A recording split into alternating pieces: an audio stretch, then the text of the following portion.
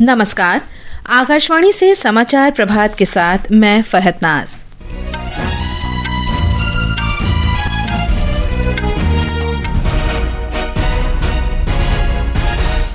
प्रधानमंत्री नरेंद्र मोदी ने राष्ट्रीय पुरस्कार से सम्मानित शिक्षकों से बात की। उनसे स्वदेशी और वोकल फॉर लोकल को बढ़ावा देने का आह्वान किया। प्रधानमंत्री ने वस्तु एवं सेवा कर को तर्कसंगत बनाने को आजादी के बाद का सबसे बड़ा सुधार बताया। आज शिक्षक दिवस है। राष्ट्रपति द्रौपदी मुर्मू नई दिल्ली में राष्ट्रीय शिक्षक पुरस्कार प्रदान करेंगी। विश्व भर में आज ओणम मनाया जा रहा है। आज ही पैगंबर मोहम्मद का जन्म दिवस ईद मिलादुन नबी भी है। रूस के साथ संघर्ष समाप्त होने पर 26 पश्चिमी देशों ने यूक्रेन में सेना तैनात करने का संकल्प लिया। और बिहार के राजगीर में एशिया कप हॉकी चैंपियनशिप के दूसरे सुपर 4 स्टेज के मैच में भारत ने मलेशिया को 4-1 से हराया। अब समाचार विस्तार से। प्रधानमंत्री नरेंद्र मोदी ने कल राष्ट्रीय पुरस्कार से सम्मानित शिक्षकों से बातचीत की। उन्होंने कहा कि शिक्षकों का सम्मान केवल एक परंपरा नहीं है, बल्कि उनके आजीवन समर्पण और प्रभाव का सम्मान है। प्रधानमंत्री ने कहा है कि शिक्षक आमतौर पर अपने विद्यार्थियों को होमवर्क देते हैं, लेकिन वे बदलाव के लिए शिक्षकों को एक होमवर्क देना चाहते हैं। उन्होंने शिक्षकों से आग्रह किया कि वे स्वदेशी उत्पादों और मेक इन इंडिया तथा वोकल फॉर लोकल को बढ़ावा देने के लिए विद्यार्थियों के साथ मिलकर अभियान चलाएं। राष्ट्रीय शिक्षक पुरस्कार से सम्मानित शिक्षकों के साथ बातचीत में श्री मोदी ने स्कूलों से स्वदेशी दिवस या स्वदेशी सप्ताह जैसे अवसर मनाने का आग्रह किया। प्रधानमंत्री ने सुझाव दिया कि विद्यार्थी स्वदेशी उत्पादों के समर्थन में तख्तियां लेकर गांव में मार्च में भी भाग ले सकते हैं। ऐसी गतिविधियां नागरिकों को मेड इन इंडिया का उपयोग करने और स्थानीय उत्पादों के लिए मुखर होने के लिए प्रोत्साहित करेगी। लाल किले से मैंने वोकल फॉर लोकल स्वदेशी अपनाने का बड़ा आग्रह किया। आह्वान स्वदेशी यानी जो कुछ भी हमारे देश में पैदा होता है, जो हमारे देश में बनता है, वो चीजें जिसमें मेरे देशवासियों के पसीने की महक है, वो चीजें जो मेरे देश की मिट्टी की सुगंध जिसमें है, वो मेरे लिए स्वदेशी है। और इसके प्रति हमारा गौरव होना चाहिए। हर घर पर बच्चों को कहना चाहिए, घर पर एक बोर्ड लगाओ, जैसे हर घर तिरंगा है ना, हर घर स्वदेशी, घर घर स्वदेशी। और उसी पर हर दुकानदार अपने यहाँ बोर्ड लगाए, गर्व से कहो ये स्वदेशी है। स्वदेशी को बढ़ावा देने की महात्मा गांधी की विरासत का उल्लेख करते हुए श्री मोदी ने कहा कि अब वर्तमान पीढ़ी का कर्तव्य है कि वे गांधी जी के मिशन को पूरा करें। आप उन्हें बता सकते हैं कि दूसरों पर निर्भर रहने से देश कभी उतनी तेजी से आगे नहीं बढ़ सकता जितना उसका सामर्थ्य होता है। आज के विद्यार्थियों और आने वाली पीढ़ियों में एक सवाल शुरू से ही प्रचारित और प्रसारित किए जाने की जरूरत है। ये हमारा कर्तव्य है। जो काम महात्मा गांधी जी ने किसी समय हमारे लिए छोड़ा है, अब पूरा करने का सौभाग्य हमें मिला है। वहीं प्रधानमंत्री नरेंद्र मोदी ने वस्तु एवं सेवा कर जीएसटी को तर्कसंगत बनाने को आजादी के बाद का सबसे बड़ा सुधार बताया। उन्होंने कहा कि कई वस्तुओं पर कर में कटौती होने से मध्यम वर्ग की जेब में पैसा आने की उम्मीद है। उन्होंने कहा कि जीवन रक्षक दवाओं जैसी जरूरी वस्तुओं पर कर पूरी तरह से समाप्त हो जाएगा। श्री मोदी ने कहा कि दोनों कर स्लैब 22 सितंबर से लागू हो जाएंगे। अब जीएसटी और भी ज्यादा सिंपल हो गया है, सरल हो गया है। जीएसटी के मुख्यतः 2 ही रेट रह गए हैं, 5% और 18%। और 22 सितंबर सोमवार जब नवरात्र का पहला दिन है, और ये सारी चीजों का मातृशक्ति को संबंध तो बहुत ही रहता है, और इसलिए नवरात्रि के इस प्रथम दिवस पर जीएसटी का जो एक रिफॉर्म वर्जन है, नेक्स्ट जनरेशन रिफॉर्म किया हुआ, वो लागू हो जाएगा। श्री मोदी ने कहा कि जीएसटी सुधारों ने देश की अर्थव्यवस्था में पंचरत्न को शामिल किया है। जीएसटी में हुए इस रिफॉर्म्स का अगर मैं सार बताऊं तो यही कह सकता हूं कि इससे भारत की शानदार अर्थव्यवस्था में पंचरत्न जुड़े हैं। पहला, टैक्स सिस्टम कहीं अधिक सिंपल हुआ। दूसरा, भारत के नागरिकों की क्वालिटी ऑफ लाइफ और बढ़ेगी। तीसरा, कंजम्पशन और ग्रोथ दोनों को नया बूस्टर मिलेगा। और चौथा, ईज ऑफ डूइंग बिजनेस से निवेश और नौकरी को बल मिलेगा। और पांचवा, विकसित भारत के लिए कोऑपरेटिव फेडरलिज्म यानी राज्यों और केंद्र की साझेदारी और मजबूत होगी।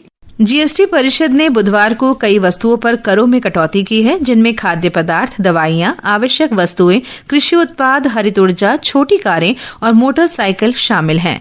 ब्यौरा हमारे संवाददाता से। जीएसटी परिषद ने अप्रत्यक्ष कर प्रणाली को 5%, 12%, 18% और 28% की 4 स्तरीय संरचना से सरल बनाकर 5% और 18% की 2 स्तरीय संरचना में बदल दिया है। बात करें उपभोक्ता इलेक्ट्रॉनिक्स उत्पादों की तो इन्हें अधिक किफायती बनाने के लिए जीएसटी परिषद ने इन वस्तुओं पर कर स्लैब में बदलाव का निर्णय लिया है। नए कर ढांचे के तहत एयर कंडीशनर पर 28% की जगह 18% जीएसटी लगेगा। इसी तरह 32 इंच से अधिक के एलईडी और एलसीडी टीवी सहित टेलीविजन पर जीएसटी दरों को वर्तमान 28% से घटाकर 18% करने का निर्णय लिया गया है। नई दरें इस महीने की 22 तारीख से लागू होंगी। नई दिल्ली में जीएसटी परिषद की बैठक के बाद एक प्रेस वार्ता में केंद्रीय वित्त मंत्री निर्मला सीतारामन ने कहा कि ये सुधार आम आदमी पर ध्यान केंद्रित करते हुए किए गए हैं। मिडिल क्लास के एस्पिरेशंस मीट करने वाले बहुत सारी चीज हैं। Air conditions, TVs which are over 32 inches, all TVs now at 18%, dish washing machines, small cars, motorcycles equal to और less than 350 CC are all now coming to 18। उद्योग जगत और अर्थशास्त्रियों ने भी जीएसटी सुधारों का स्वागत किया है। आकाशवाणी समाचार से बातचीत में अर्थशास्त्री आकाश जिंदल ने कहा कि त्योहारों के मौसम से पहले ये दरों में कटौती आम आदमी की आकांक्षाओं को पूरा करेगी। कुछ इलेक्ट्रॉनिक आइटम पे जीएसटी रेट्स जो रिड्यूस हुए हैं वो ओवरऑल इकोनॉमी के लिए, ओवरऑल देश के लिए दिवाली का एक बहुत प्यारा तोहफा है, क्योंकि जब चीजों के दाम कम हो जाएंगे लोग अपनी ख्वाहिशें पूरी कर पाएंगे। इस कदम से आने वाले त्योहारों के सीजन के दौरान उपभोक्ता इलेक्ट्रॉनिक बाजार में खरीद में वृद्धि देखे जाने की उम्मीद है, जिससे देश के आर्थिक विकास को और अधिक गति मिल सकती है। शिवांग के साथ सकलैन अख्तर, आकाशवाणी समाचार, दिल्ली। ये समाचार आकाशवाणी से प्रसारित किए जा रहे हैं। ताज़ा समाचार जानने के लिए आप हमारे social media handle x@AIR News Hindi को फॉलो कर सकते हैं। समाचार प्रभात में आपका फिर स्वागत है। आज शिक्षक दिवस है। ये दिन शिक्षाविद और पूर्व राष्ट्रपति डॉक्टर सर्वपल्ली राधाकृष्णन की जयंती के अवसर पर मनाया जाता है। एक रिपोर्ट।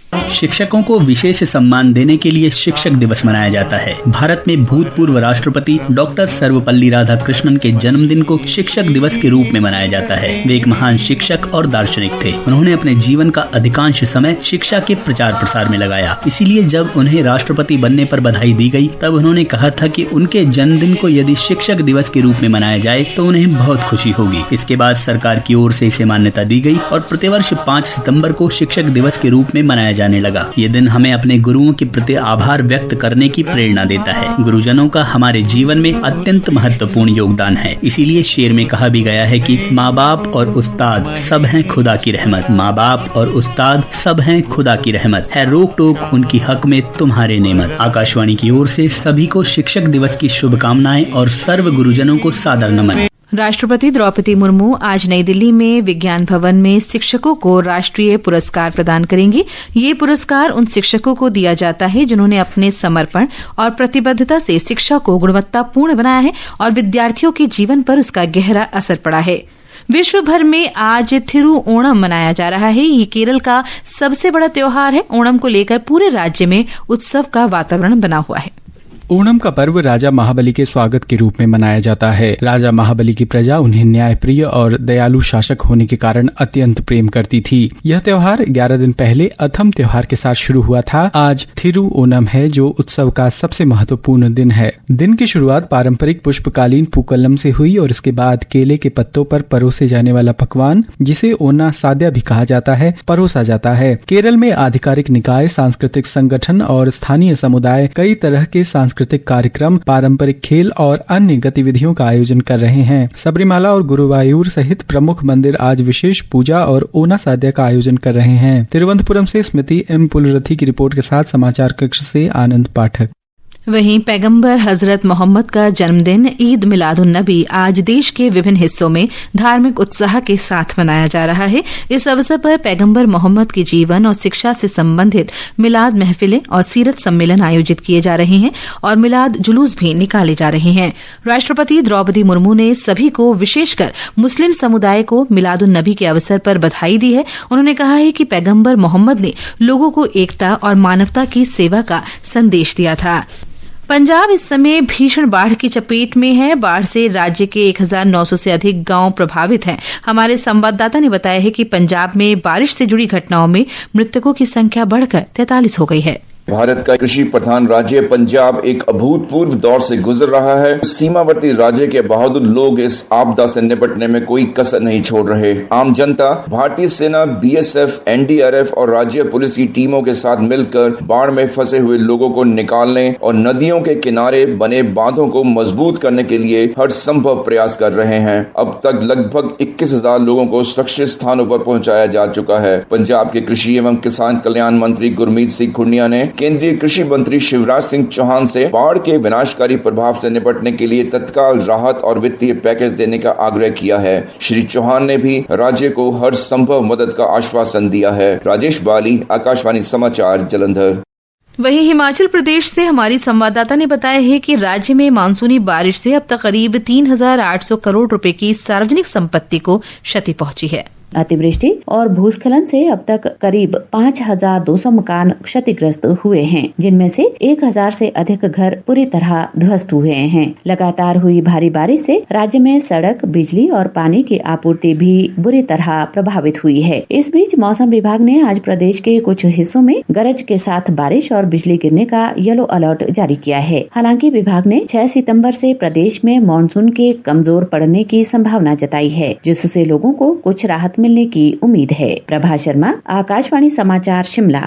26 पश्चिमी देशों ने रूस से यूक्रेन संघर्ष समाप्त होने पर यूक्रेन में जमीन, समुद्र या हवाई मार्ग से सेना तैनात करने का आधिकारिक तौर पर संकल्प किया है। फ्रांस के राष्ट्रपति इमैनुअल मैक्रों ने यूक्रेन का समर्थन करने वाले 35 देशों के शिखर सम्मेलन के बाद ये घोषणा की।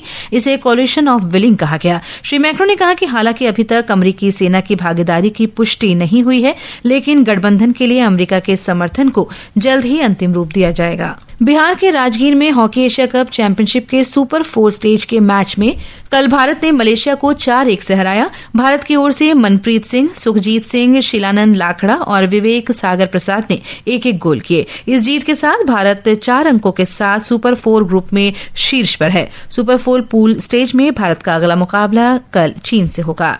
और अब समाचार पत्रों की सुर्खियों के साथ हैं देवेंद्र त्रिपाठी। धन्यवाद फरहत। सरकार द्वारा जीएसटी में किए गए व्यापक सुधारों की खबर आज सभी समाचार पत्रों में प्रमुखता से है। अमर उजाला लिखता है, धनतेरस, दिवाली और छठ की रौनक और बढ़ेगी, अर्थव्यवस्था मजबूत होगी। प्रधानमंत्री नरेंद्र मोदी ने कहा, जीएसटी 2.0 समर्थन और विकास की दोहरी खुराक, जरूरत की चीजें होंगी सस्ती, लोगों का पैसा बचेगा। जनसत्ता के शब्द हैं, जीएसटी सुधारों से जीवन आसान होगा, तेज होगी वृद्धि।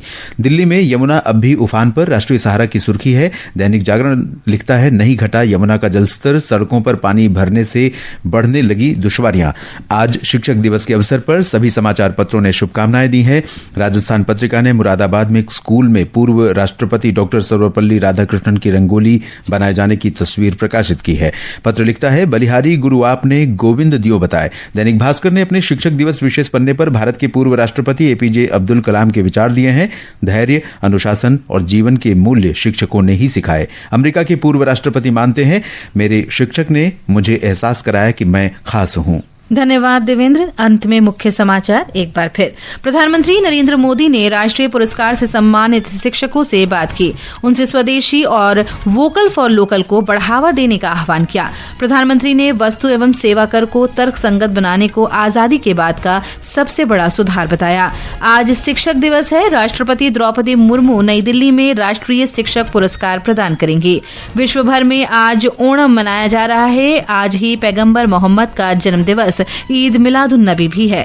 रूस के साथ संघर्ष समाप्त होने पर 26 पश्चिमी देशों ने यूक्रेन में सेना तैनात करने का संकल्प लिया। इसके साथ ही समाचार प्रभात का ये अंक समाप्त हुआ। नमस्कार।